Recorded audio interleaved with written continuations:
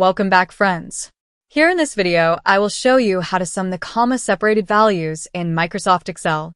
As you can see in the screen, I have the sales quantities of different products in comma-separated formats.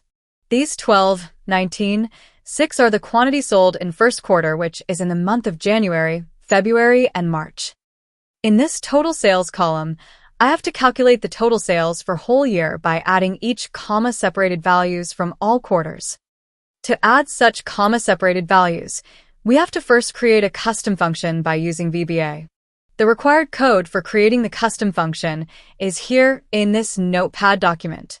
I will put this Notepad document link in the video description below from where you can use it.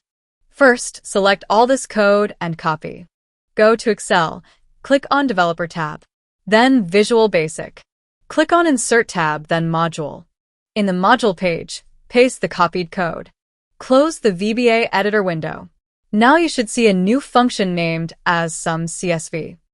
In the total column, press equals, then type sum. Here you see the sum CSV function is given.